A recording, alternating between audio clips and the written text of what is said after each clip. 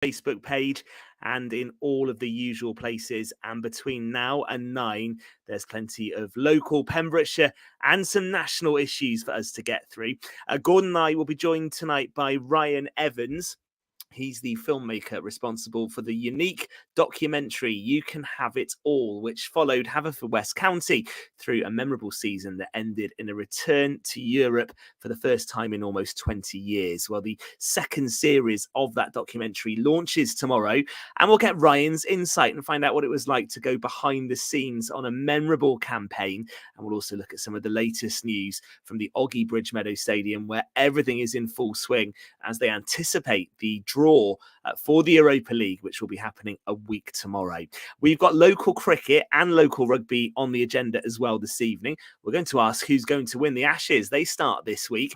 And I think we might even kick off with who's the best treble winners. Is it United's class of 99 or Pep's Manchester City after their success in Istanbul on Saturday? So just the two of us, but plenty to do. Gordon Thomas, evening. How are you? I'm very good, Ben. It's nice to be live again, isn't it? Instead of all this recorded stuff. It certainly is good to be back live on the Facebook page. It means you can get involved wherever you're watching or listening to us this evening. And looking forward to chatting to Ryan as well, because it's been a busy couple of weeks actually at the Bridgemeadow with squad building really up and running. We'll come to the local cricket in a sec, but we'll get some views on this, I think, as we go through the show. Gordon, we know you're a big United fan, but I'm sure you watched the Champions League final on Saturday evening. What were your thoughts? Yeah, I did watch it. It was a cracking game, actually, even though it was only a 1-0 game. But it was fascinating stuff, to be honest with you, Ben. I felt that Inter Milan set up a very defensive stall, obviously, but they didn't give City any room to manoeuvre, and it was very difficult to be broken down. And it was 0-0 at half-time, and City had lost De Bruyne, who's a very influential player in their midfield. Even though Foden came on, he's still a class act, but De Bruyne has got that extra nous and experience. They did miss him for a little while, but it was. I was delighted that City won it, and I am a United fan saying that. They've been the best side in Britain for quite a few years, and actually to do it on the biggest stage and achieve the treble, to keep their noisy neighbours quiet.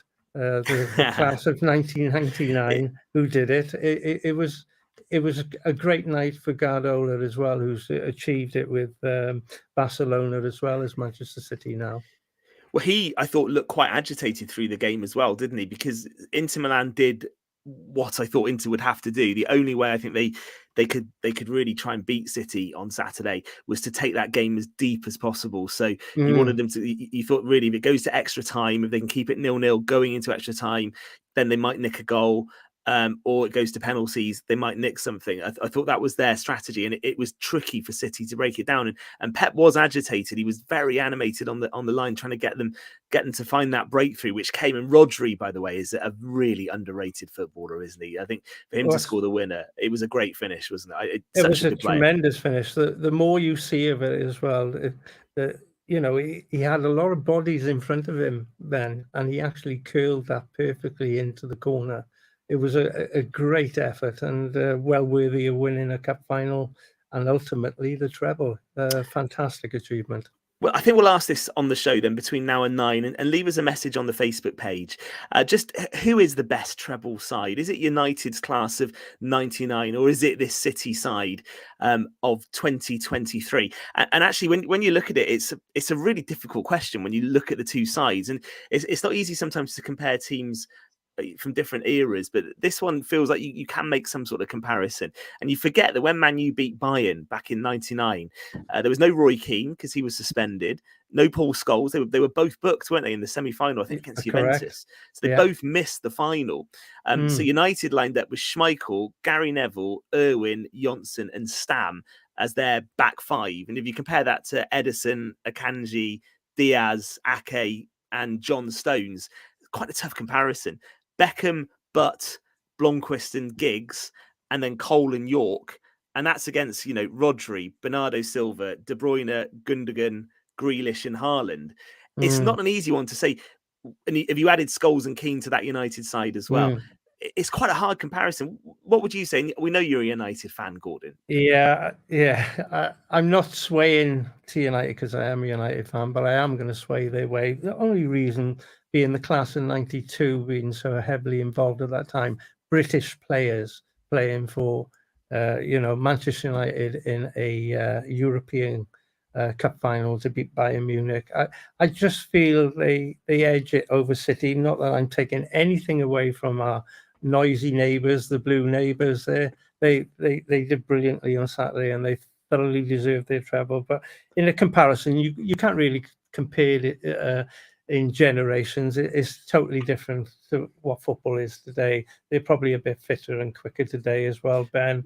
But if you went for individual players, I think United would just have a little edge. It wouldn't be much in it. And everybody has an opinion, don't they? Whether it's right or whether it's wrong. Absolutely. It's not right or wrong to have an opinion. You should have an opinion.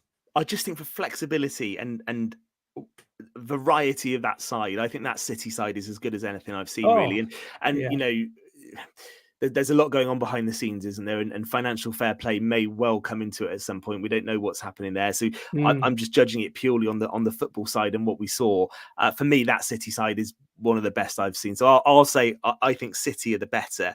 But let's get some views on the Facebook page. United in '99 or City in 2023. And if you could choose either coach, Gordon, so a one-off game of football. A one-off game of football, Sir Alex Ferguson or Pep Guardiola to manage you in the final? It's always Sir Alex for me, mate. Always. I will never change on that one. Okay, Pep is brilliant, but Ferguson is magic. Okay. Stephen Price says that Rodri's goal was very similar to the one that Eric Cantona scored in against the FA Cup final for Liverpool. Yeah. Do you remember that when David James flaps at one? I remember it well. Yeah. Okay. That was some strike. So Sir Alex for Gordon is so difficult because I think what what Guardiola does, and I was going to use Stones as the example, is he develops footballers to be able to do just incredible things. John Stones has been a centre-back all his career and all of a sudden is a playmaker playing at number 8 and getting forward. I think only in a Pep Guardiola side could you see someone doing that. Well, it's a Cruyff philosophy. He talks a lot about that. Cruyff was all about everybody should be able to play in every position. And I fully understand that as a complete footballer, even the goalkeepers as well. It is good to watch. It can be a bit risky on times, but that's how Guardiola sees it. He likes to see his players being comfortable and confident enough to play from the back right the way through, and all players can dribble, trap a ball, header a ball, make a simple pass, make a tackle. The whole 11 has to do a job. And you are right there. And actually, I made the comment to someone in the pub on Saturday that I think Ederson would get in the Tottenham team as a number 4 playing centre midfield, I think. You're probably right, mate. You're probably right. You could do a job for us in there. You could do a job, yeah. It says a bit about Tottenham's midfield, I think. So give us your thoughts on that. 99 United or City 2023, Pep or Sir Alex in a one-off game of football. Who would you go for? How was your sporting weekend, Gordon? Were you out and about over the weekend? Well, I was going out, Ben, but unfortunately we had a lot of rain on Saturday morning. And I went out for lunch thinking that it would be a short lunch and I get out, but it was still raining at 2:30. So I gave Bill a ring to see what was going on with the cricket. Am I required or not? And he said, well, I don't think it's going to be going ahead. I said, oh, there we are then. I'll have the afternoon off and take the missus shopping. So that's what I did, mate. And as it was, we had a full programme of cricket. And actually, I was thinking this, and I know it's been very hot down with us over these last few days. I know there was quite a bit of rain in Pembrokeshire on Saturday, and credit to sort of grounds teams really for getting matches on, because in the end there was a good number of games played. I think you hit the nail on the head. It's been such a hot spell. I think what rain we had must have been just soaked up straight away, and it dried very quickly, even though we did have a lot. And obviously the wickets in Division 1 and 2, they're usually covered anyway. So fair play to all the grounds around in Pembrokeshire. They managed to get it all done, and the players managed to get all the action done on Saturday as well. And that's a credit to everybody in Pembrokeshire, making sure that cricket went ahead on Saturday. So in Division 1, Carew topped the table joint with Neyland on 122 points, Cresselly third on 94. The Division 1 results from Saturday, Carew actually won at Cresselly by 92 runs. That was a big win in the end, that one. Branston were winners at Narberth by 18 runs. Neyland beat Langham by 8 wickets. Saundersfoot beat Burton by 55 runs. And St Ishmael's the winners against Lawrenny by 5 wickets. Those were the Division 1 results. Gord, anything jump out to you there? Well, it's looking like Neyland and Carew are starting to pull away, aren't they? We come to the halfway point of the season this coming Saturday. It will be 9 league games. So those two teams have look settled and getting decent results as well along the way. So it's looking a bit like a 2-horse race at the moment, Ben, to be honest with you.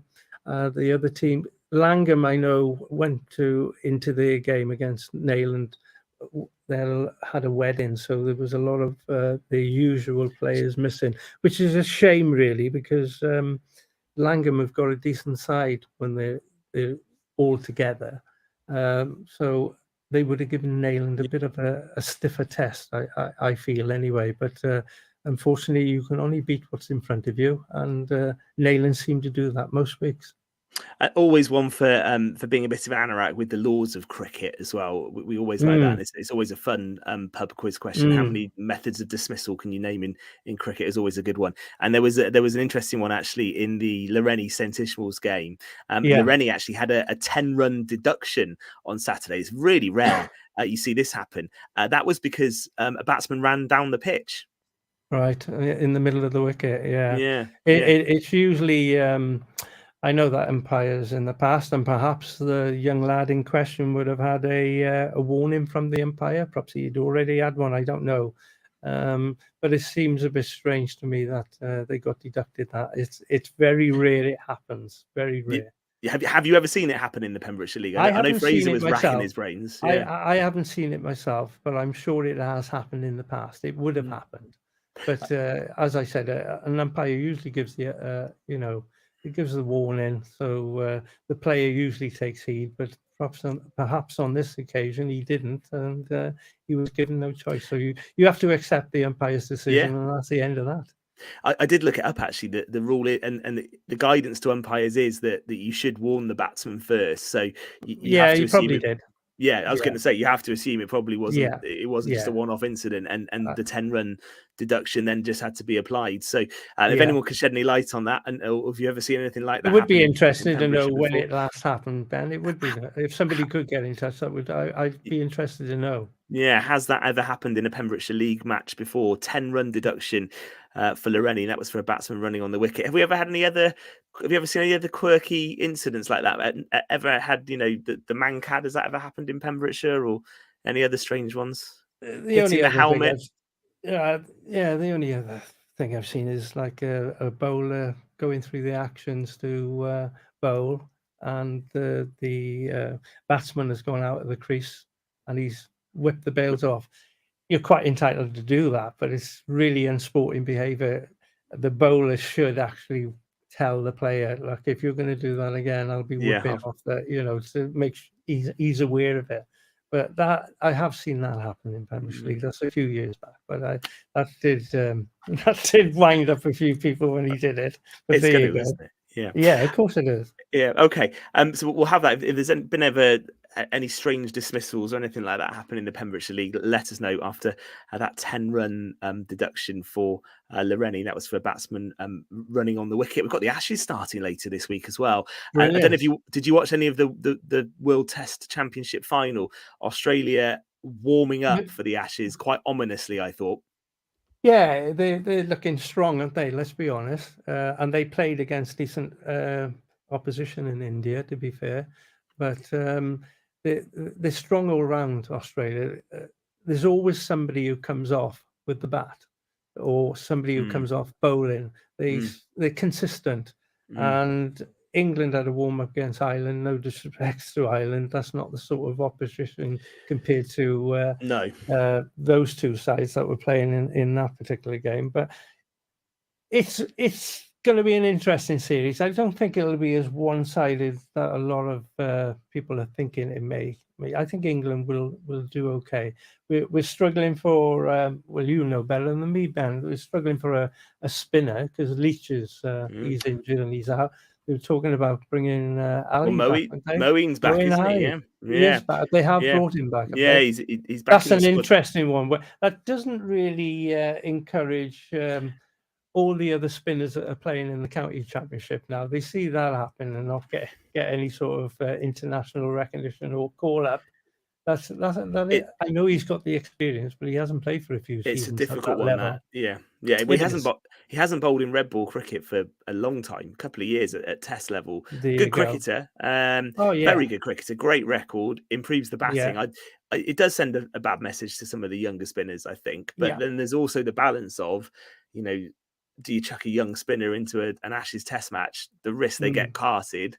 The Ashes is so unforgiving, and then where do they go? So I understand the dilemma, and I think Jack Leach will be missed. And it will be interesting how Moeen reacts, whether he just sees this as a real bonus chance to play some Test cricket again, which he probably didn't think he would, and then seizes the opportunity. I think that's going to be a really interesting one. But it's going to be tough, and whether England can play this new style against Australia is exciting to think about. But it's not going to be easy, I don't think, to do that. They'll be positive. But is Stokes fit enough as well? I know he's been struggling with injury. And also our pace bowlers as well. Is Anderson out? Is Broad will be okay, I think.